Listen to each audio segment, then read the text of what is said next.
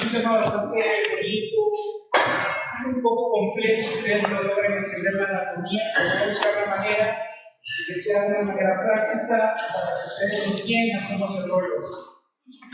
Quiero comentarles que una vez una paciente me habla y me dice: doctora, por favor, de verme a una familiar que está con un dolor abdominal, está con 3 o 4 días que no logra defecar, y ha comenzado con náuseas y ha votado una barbaridad de veces.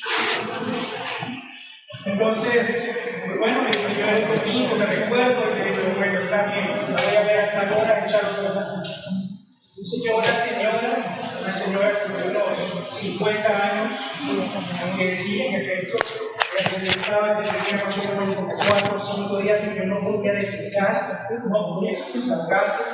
Un día, como 2 días previos, había comenzado a vomitar increíblemente. Entonces, el examen físico, los abdomen estaban extendidos, sus signos vitales obviamente estaban un poco taquicárdica, no contensa, pero sí estaba con una marcada extensión abdominal y bastante. ¿En qué podríamos pensar con esos signos, con esos datos que yo les mencioné? Obstrucción intestinal. ¿Qué otra cosa? Alguien que tiene intestino. ¿Cuáles son los signos o los síntomas principales? Primero, que no puede expulsar gases y que está vomitando infinito. Entonces, como bien lo dice su compañero, lo primero que uno piensa es una obstrucción intestinal. Y alguien que mencione por lo menos 3 o 4 causas de obstrucción intestinal. Parasitosis. ¿Cómo? Parasitosis puede ser una. Parasitosis intestinal. Por obstrucción. No mucho. Yo creo que este como parasitosis está mal empleado. Es neumonía. Porción intestinal también, ¿qué otra causa? Cáncer, tumores, Colitis no. Puedo creer que sí que tienen la idea, pero vayan haciendo el esfuerzo por la mente por ser. No se van a solucionar las cosas así. Esas pecales sí entiendo la idea, pero tu compañero Martinito digo Enfermedad celíaca. Enfermedad celíaca. Enfermedad celíaca también. Enfermedad celíaca. Enfermedad celíaca. Enfermedad celíaca. Libro paralítico, muy bien. Los libros no se son medicina, pues claro, porque si no me han hecho conceptos de enfermedad. Pero está bien. Pero ninguno de ustedes me dijo las hernias. Y sepan que las hernias son una causa importantísima. ¿Para qué la vamos a decir si alguien está? Y es la clase. Un intestino que se trata de ese inicio normal, el intestino se va a ver bloqueado. Para que vean que hemos leído, tenemos la introducción, perdón, de la. ¿Cómo que tú vas a tener Del flujo del contenido intraabdominal del intestino. Entonces, para terminar de contarles la historia de esta paciente, al final, pues yo la vi, la ausculté, su peristaltismo de lucha y le digo: sí, me parece que está obstruida. Hay que tomar algunos estudios para ver qué puede ser eso. Y entonces, en lo que yo la dejé en mi canapé y me moví para mi escritorio a escribir, me dijo: doctor, pero se me olvidó decir algo. Ajá, le digo: ¿qué pasó? Y es que me ha salido una chimuela aquí y me duele. Entonces ya rapidito ya bajas, entonces ya la descubrí, y obviamente era una hernia femoral que ya estaba expandida.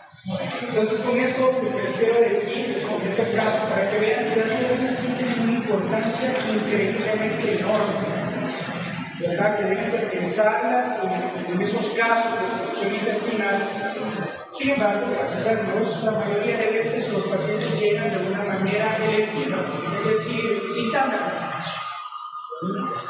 Entonces, a partir de eso, yo quiero comenzar a decirles que en mis clases, obviamente siempre las trabajo en base a objetivos, porque eso es lo que les voy a comenzar. Lo primero va a ser definir qué es una hernia. Segundo, recordar la anatomía de la pared y de la región inguinal, porque a pesar de pertenecen a la pared abdominal, es una zona un poco más compleja.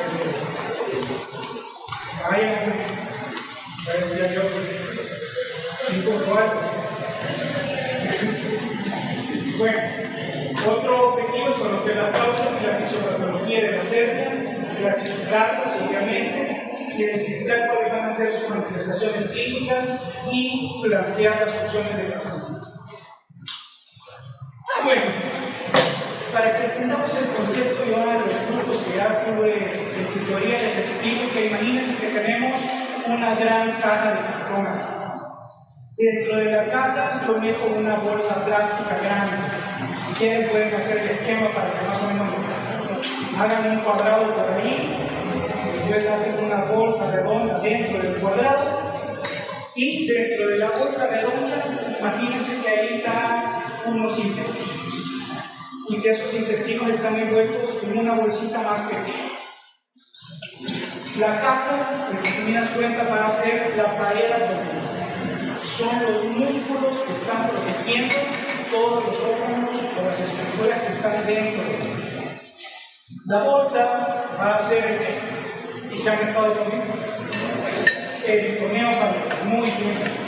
Peritoneo parietal, que es un revestimiento como una bolsa plástica para que de verdad me lo entiendan así, que está pegado a los músculos. Y después del peritoneo parietal están las vísceras.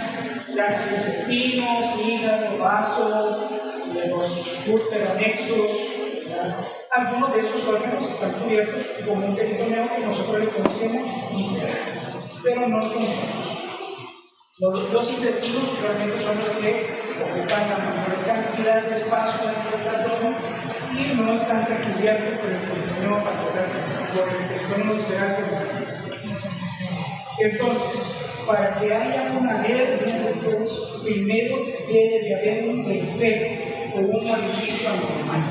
Ese orificio, ¿en dónde va a estar? ¿No?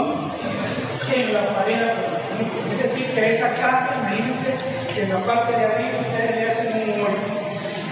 Inmediatamente ustedes cortan el pedazo ahí circular si quieren de la caja, ¿qué es lo primero que ustedes van a ver? ¿Ven?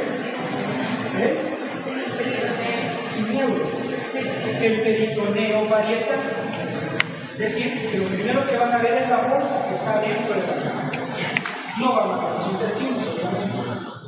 Entonces, si ya tenemos ese orificio normal que se va a conocer como defecto o un orificio hernial, lo primero que va a salir si los intestinos lo empujan para salir a través de ese hoyo, ¿qué es lo primero que va a salir?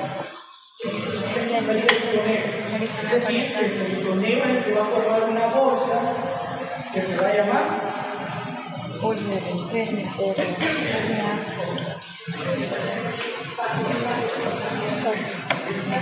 saco herniario. Y por último, dentro del saco herniario van a venir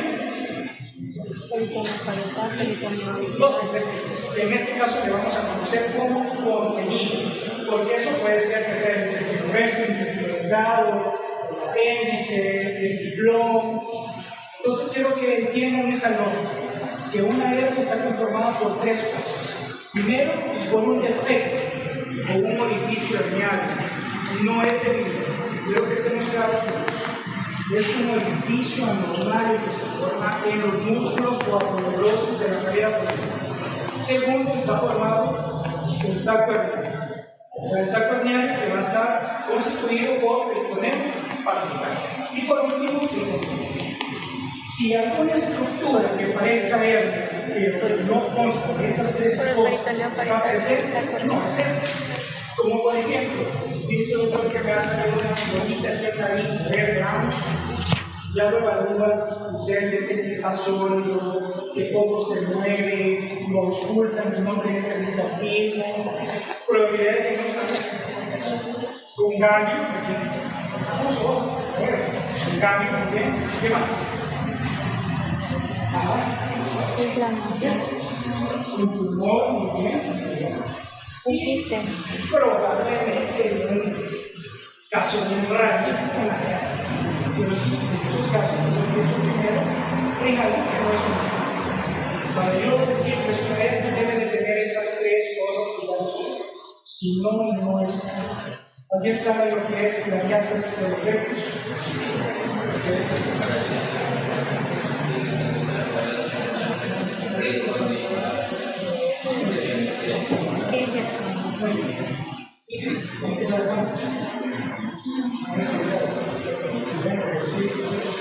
Bien, la diástasis de los rectos es algo que se confunde con una hernia, porque la diástasis es los músculos rectos los tenemos pegaditos aquí. Ah, y se separan. Cuando hay una diástasis, ellos se separan, pero cuando ellos se separan, usualmente hay una estructura y es como una unión de unas vainas de aponeurosas que se llama línea alba.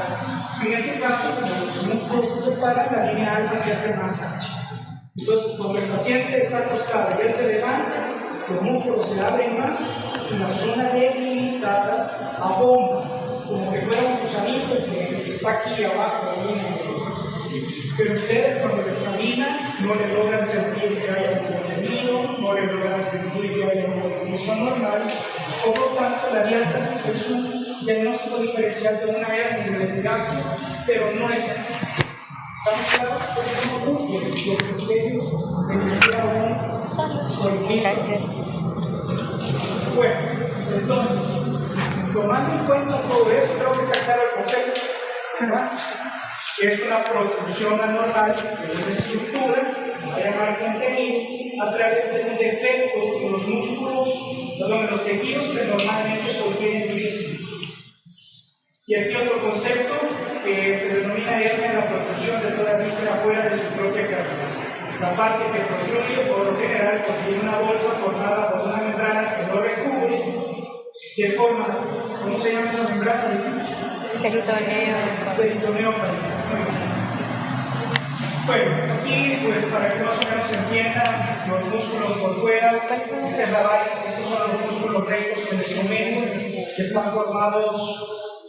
Bueno, hay ambos lados de la línea media y están unidos por esta línea que nosotros la conocemos como línea alta. Esta es la hoja anterior del recto, es decir, la vaina anterior del recto es como una membrana de aponeurosas que lo cubre por encima, pero hay una que lo recubre por detrás. Lo único que me interesa es que sepan que es un gran complejo de músculos aponeurosas en la zona de la pared abdominal. Aquí, para que más o menos vean, imagínense que esta es la cajita de cartón, todo esto gris que se ve por aquí, es la bolsa que les decía, que es el peritoneo, y los órganos que ya están dentro de él. Aquí más o menos para que vean la parte de la pared abdominal, el corte transversal, la piel, el tejido celular subcutáneo, los músculos con sus aponeurosis, estos son los músculos rectos y la línea media y la línea alta, y por debajo de ellos pues está el peritoneo parietal. Ya todo esto hacia adentro es la cavidad intraabdominal de su corazón. Bueno, eso para que más o menos entiendan a grosso modo la pared abdominal y cómo está conformada en relación a las células. Ahora, en la ingle es una zona un poco más complicada. Yo aquí les explico que no me interesa que sean full anatomistas, sino que más que eso me interesa que entiendan por dónde se sale, cómo se puede diagnosticar. ¿Estamos claros con eso? En la ingle hay una transición entre los músculos que vienen de forma oblicua o de forma longitudinal con los músculos del músculo. Entonces esa zona de transición entre los músculos que están aquí y los músculos que vienen aquí, pues es una zona que al final se considera debilitada, ¿verdad? Porque como que los músculos no coinciden en ese caso. Entonces, está esa estructura que nosotros conocemos como canal o conducto interno. Que yo les explico también a los externos que pasan conmigo, que es como que fuera, imagínense una caja de pasta de dientes, para que más o menos dentro de la caja, bueno, la caja tiene dos entradas, una arriba y una abajo. La que está arriba se va a llamar orificio terminal interno y la que está abajo más superficial, digamos, se va a llamar orificio inguinal externo. Dentro de esa caja pasa una estructura que se va a llamar cordón espermático. Muy bien. ¿Estamos claros con ese tema mental? Toda hernia que surja o entre al canal inguinal por medio del orificio inguinal interno va a llamarse hernia inguinal indirecta. Toda hernia que debilite y que termine siendo un hoyo en la pared posterior o la capa interna, digamos, de esa capa va a llamarse hernia inguinal indirecta. Eso para que más o menos decir que hay zonas específicas por empezar a hacer las zonas que se van a llamar indirectas, que vienen que sale por el orificio inguinal interno, interno y directo. Y las directas van a surgir por la cara posterior de ese conducto, el piso le decimos también, de ese conducto, y se van a llamar hernias inguinales directas. Permítanme un segundo.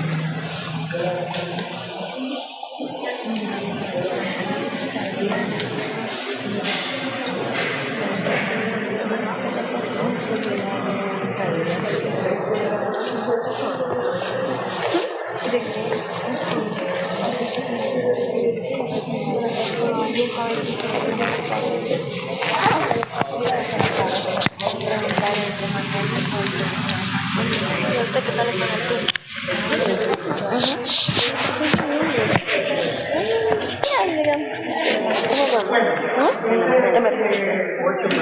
No nos dejaron hacer nada.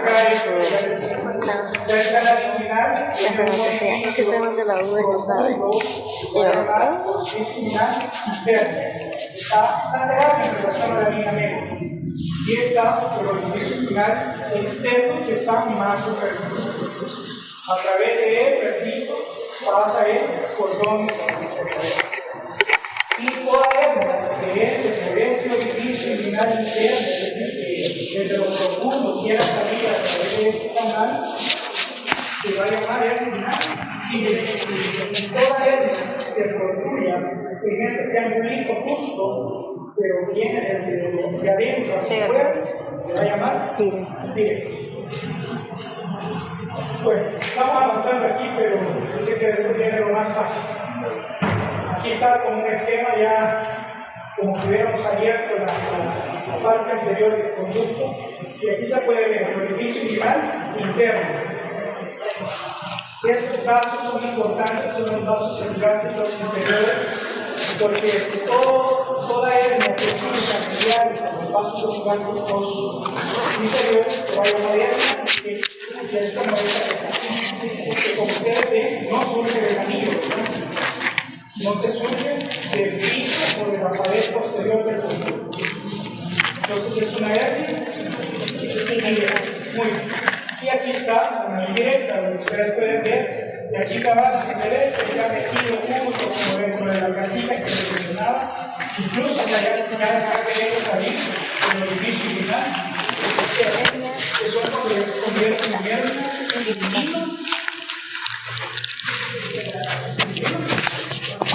es provocar, porque ya el orificio inguinal externo ya está casi pegadito a la zona del interior.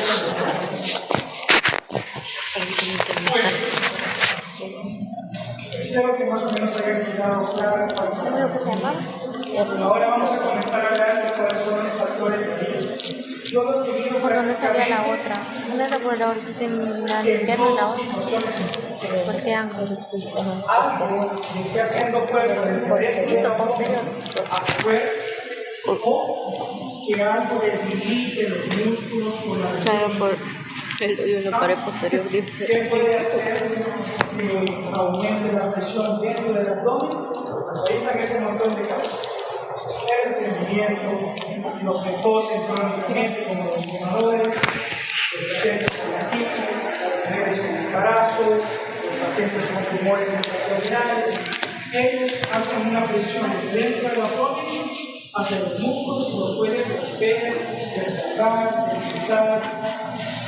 Y está el otro, que es cuando hay debilidad de los músculos o de los tejidos que están cubriendo eso. Como por ejemplo, todo aquel que fuma se considera que el tabaco hace que haya un colágeno de mala calidad. El colágeno es una fibra que está, digamos, dentro de los músculos y si ella es de mala calidad, entonces Este medicamento tiene un nombre, pero no me acuerdo. en una posición,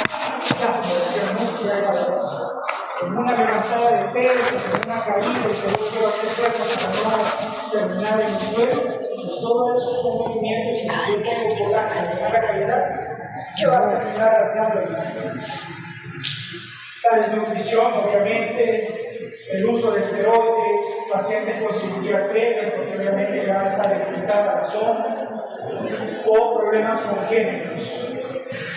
Cuando hay un desequilibrio entre estas cosas, es que aparecen las hernias. Bueno, ya vamos con algo más fácil. La clasificación de las hernias se va a hacer en base a tres cosas. Primero, anatómica. La Si me sale orientación. la hernia, ¿cómo se va a llamar? De hacer un debilitamiento. ¿Quién enseñó eso? El doctor Gregorio. Si me sale en el epigastrio, Ándeme. Pero esto dijo que era un... Esas son las definiciones que le dio el doctor. No, esto es lo que yo investigué y le dije. ya ese es otro tema, pero se llaman hernias discales. Es que ya ahí no voy a meter porque son conceptos un poco distintos, pero en esencia algo se puede. Entonces, esperamos que anatómicamente la clasificación es en base al lugar de la cabeza.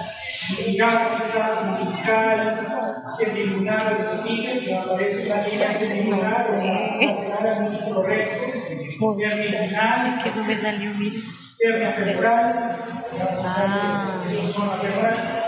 Es la clasificación más.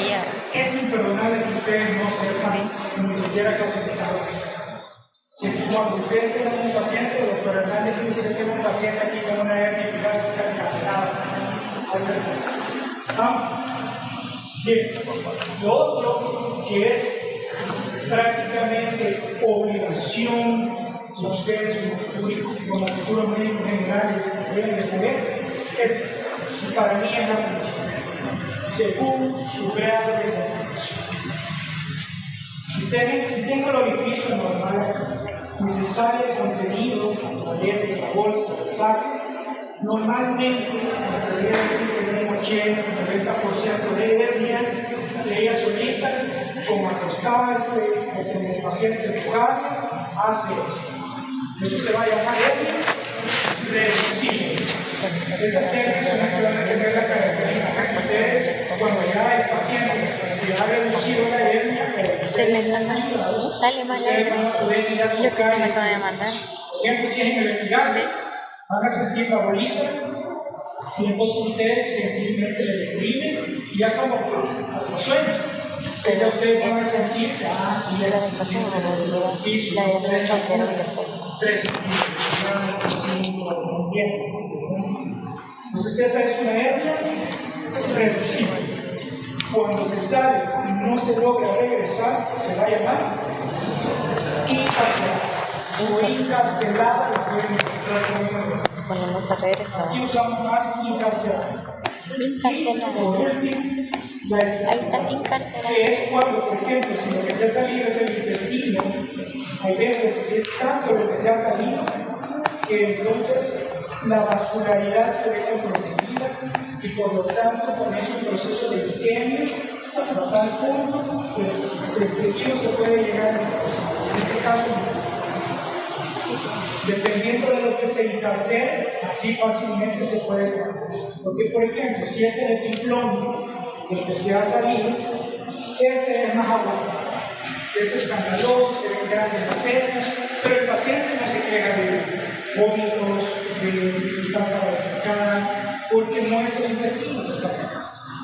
Pero si es el intestino, entonces sí ya vienen todas esas síntomas o esas molestias que ya los y también más fácil que se extraen. Y por último, esto a modo de conocimiento, porque esto es más hallazgo intraoperatorio y eso es algo que por lo menos en una primera etapa no vamos a hacer. Eso me van a saber decir, es una hernia, por decirles algo, umbilical encarcelada, no es una hernia umbilical estrangulada. Ya decirme, es tal parte del intestino, cruel, esto es lo que tiene atrapado, eso no tan fácil. Esos son hallazgos intraoperatorios. Y por eso está esta clasificación según su control. Por ejemplo, en las hernias inguinales, por ejemplo, o en las umbilicales, suele ser la más común, es la verniz, que es esta imagen que está aquí. En donde un pedacito del intestino es el que está mordido dentro de la hernia. Si se fijan, no es todo, sino que nosotros le llamamos el borde antimesentero. Está el intestino aquí y aquí está la raíz que se llama mesentero. Este pedacito de aquí es el que se suele utilizar. Eso se llama borde antimesentero. Hernia de disco. Después está esta hernia de Littler, que es donde un divertículo de Meckel se introduce en la hernia inguinal y se estrangula. La hernia de Amián, que es cuando una apéndice se da específicamente se da en la hernia y es el que se está encarcelando. Insisto, esto sepan que existe, por lo menos estas tres que se aprendan como para cultura y para tener más conocimiento, pero las que más me interesan, que ustedes sí conozcan, son estas dos primeras. Bueno, ¿qué tipo de hernia sería esta? Hernia inguinal, no hernia testicular, es frotal. Hernia inguinal directa, correcto. Sí, porque sale de abajo del piso, digo que viene de la pared posterior. por ahí.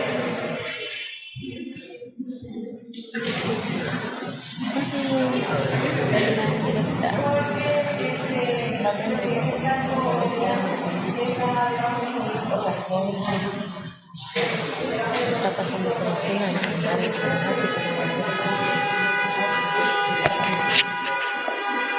es indirecta. Otra justificación que apoye a la doctora. Por el suelo.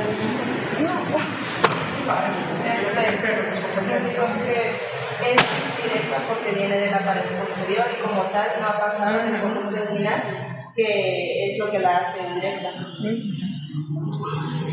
Muy bien, me gustó eso que me dijo así de sincera y de tajante, que es directa porque sale de la pared posterior. Sí estoy de acuerdo, pero que eso ya es un tema creo que hay un tipo de confusión, porque sí sale de la pared posterior, pero entra al conducto. O sea, sí no viene, pero no viene desde el oído interno, realizamos, sino que desde aquí yo empujo hacia arriba. ¿Alguien más? Hay un dato importante que casi no se ve, pero el que ya entendió me puede decir por esto. Ya se atravesó el peritoneo. A ver.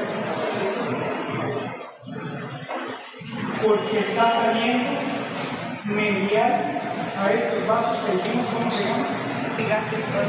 Epigastros inferiores. Es decir, esta hernia es una hernia indirecta porque está saliendo del piso o de la pared posterior del conducto y está saliendo medial a los vasos epigástricos. ¿Estamos? ¿Ves? ¿Va a ser? A ver. Indirecta. ¿Por qué? Indirecta, porque si se fija, está saliendo el conducto interno y por ahí entró. Se deslizó por todo el conducto e incluso ya está saliendo del orificio inguinal externo para llegar al escroto, en este caso, que supongamos es uno. Aquí está este triángulo que creo ya lo han oído, que es el triángulo de Hesselman, que es prácticamente el lugar donde se sale en este triángulo, es directo. Porque aquí este borde lateral son los vasos epigástricos que estarían aquí. Entonces, esta hernia, si se fija, ha salido justo. Entonces es una hernia directa. Ahora esa pregunta aquí no se me confunda, esta sí es una indirecta. Aquí lo mismo, es una hernia indirecta porque está saliendo lateral a los vasos epigásticos. Y esta es una hernia directa porque está saliendo medial a los vasos epigásticos. ¿Estamos? Las hernias que llegan al escroto ya son generalmente indirectas. Bueno, yo sé que es un gran grado de conocimientos, todo esto, pero me interesa que por lo menos sepan que hay tres cosas importantes para decir que una hernia es una hernia. Que dijimos que debe tener tres cosas iguales: el orificio, lineal, sacro y el contenido. Que la clasificación va a ser según su y según su grado de complicación. Ya esto de la parte anatómica y de entender que son directas, que son indirectas, vayan y estudien, ¿verdad? Porque es bueno eso. Bueno, ¿cuáles van a ser las manifestaciones clínicas? Ya más o menos como les comenté. Usualmente la mayoría son hombres. Es típico que lleguen contenido, fíjense que yo tengo 6 meses de que me ha salido una bolita, por decirles algo, la región inguinal, que cuando ando caminando o ando trabajando se me protruye o se me sale, ¿verdad? Pero al acostarme o cuando yo le empujo se me regresa. Ya no solo eso, lo más probable es que eso pierda.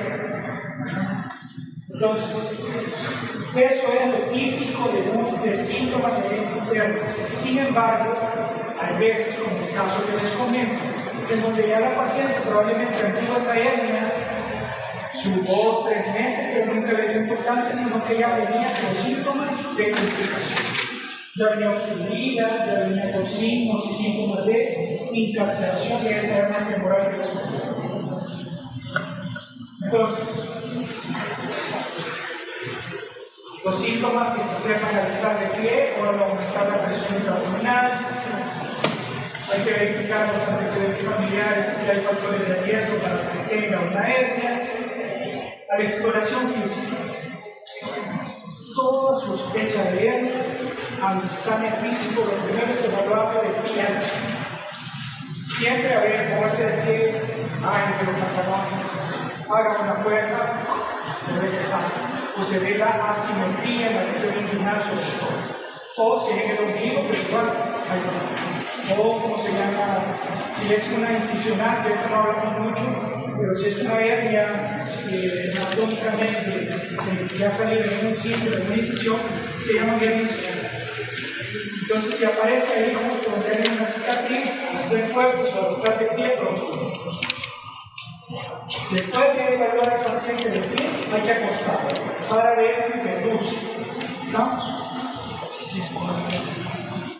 El diagnóstico diferencial, pues ya dijimos que puede ser un ganglio, un hematoma, quemando calorías.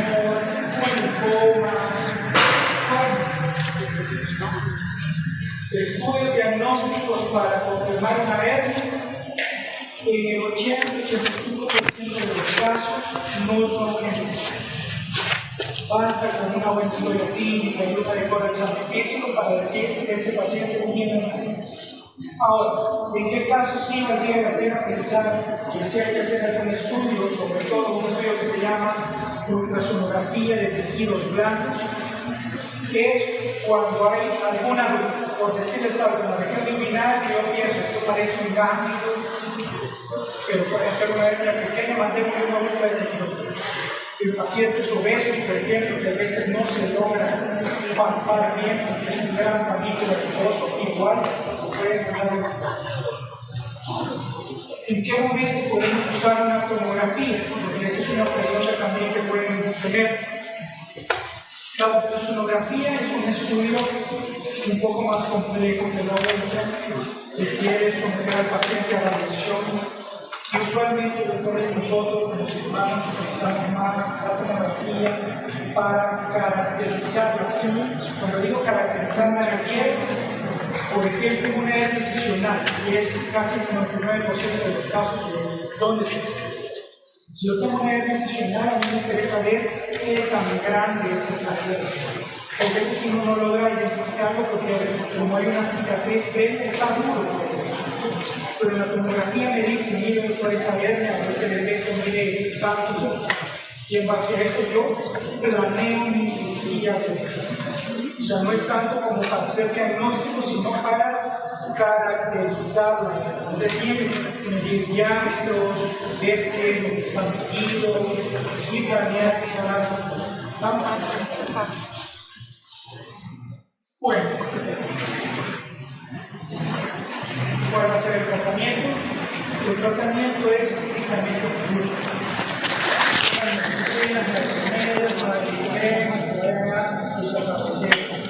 Es una cuestión de mecánica, como un apachón de un vehículo. Entonces uno se va a reparar hasta que ustedes vayan a un taller, que lo regresen y lo vuelvan a reparar. O sea, lo mismo.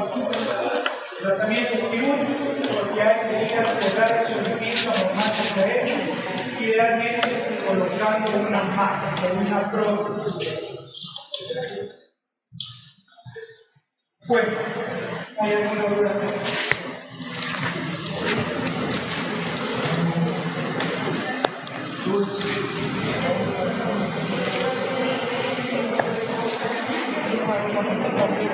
Ya decimos que los niños es normal.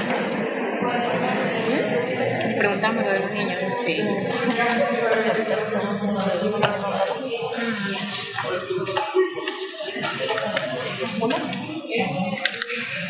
Son cosas totalmente distintas, digamos. La otra pregunta aquí, ¿cuál es la diferencia de los son cosas totalmente distintas,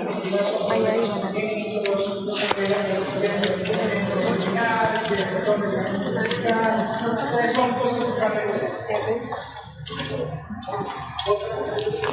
¿Cuál es la diferencia entre una hernia y una ilustración? Entre una hernia y una ilustración. La diástasis, por ejemplo. La diástasis es una eventación. En cambio, una hernia debe de tener esas tres características que si no las tiene, no necesita. Hay que tener cuidado con el tema de eventación, porque, por ejemplo, cuando alguien dice que tiene eventación todo el abdomen, puede ser por una hernia incisional, tanto de la zona que fuera. Pero no, desde el punto de vista práctico son cosas totalmente distintas.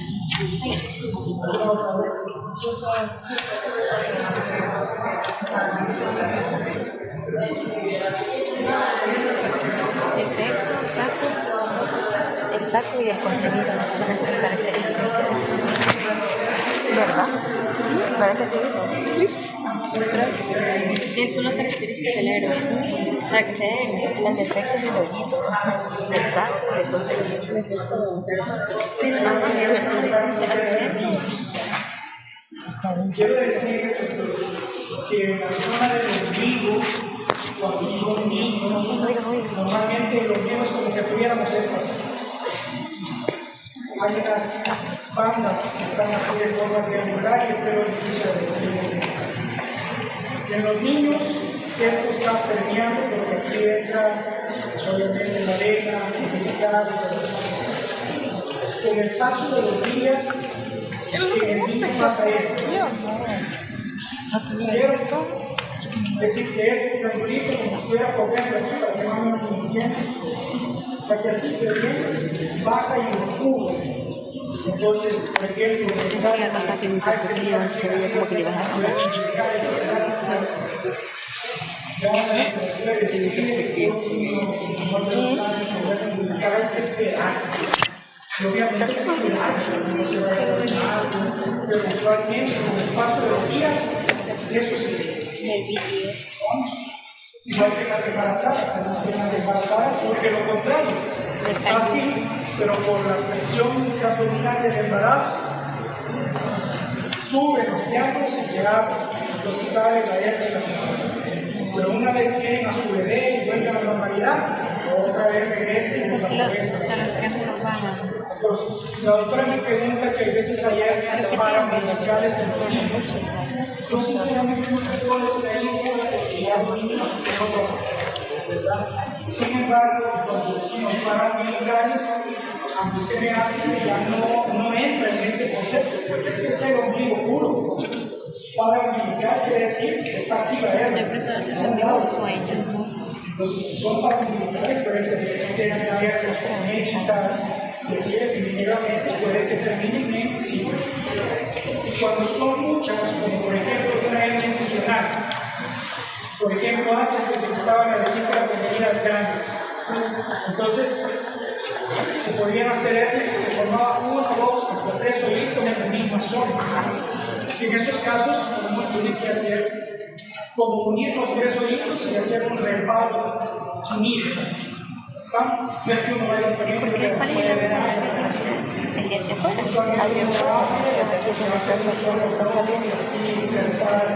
Ese es el agujero que ustedes dicen. Perfecto. ¿El saco? ¿Cuál sería? Yo pensé que este era el saco. Pero ¿y el efecto? ¿Cuál es el agujero cuando sale? Este. Ya, el agujero por donde protruye. Hoy sí.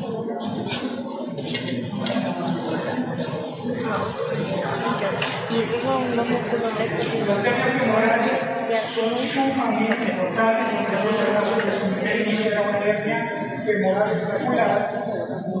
Las hernias femorales suelen ser hernias directas al inicio, es decir, que surgen por aquí, por el piso del conducto. Pero en vez de entrar a la cajita, se deslizan por debajo de ella y vienen a meterse a esta zona.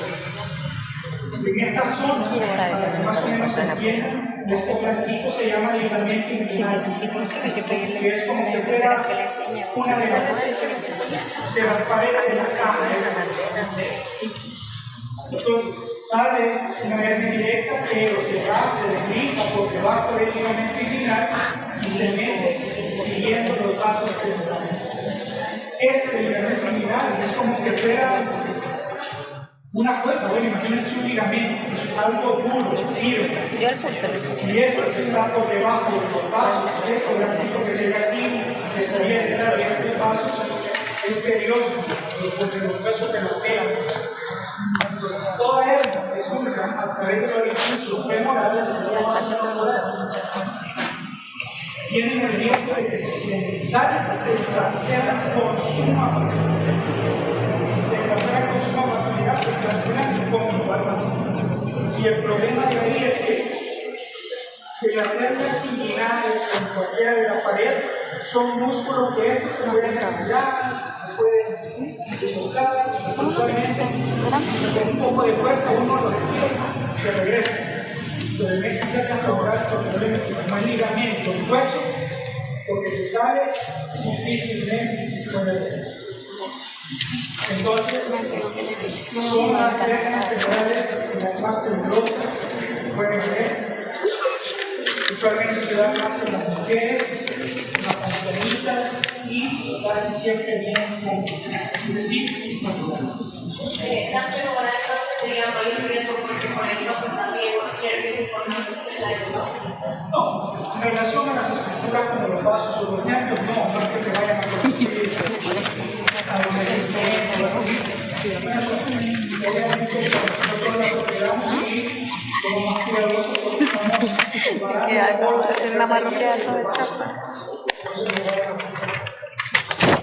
Bueno, entonces, en resumidas cuentas, me interesa que no se les olviden las cosas de concepto de hernia, cuáles son los componentes de una hernia y de una solución, que anatómicamente sepan clasificar las hernias, al igual que según su grado de identificación, que sepan cuáles son las principales manifestaciones clínicas de estos pacientes, que sepan que al examinarlos primero deben de ser frecuentes, después ser adecuados, que los estudios diagnósticos usualmente y si se ocupan, el primero es la ultradeterminación. Pero no hay tampoco. Se siente decir, y finalmente el tratamiento es estamos, bueno,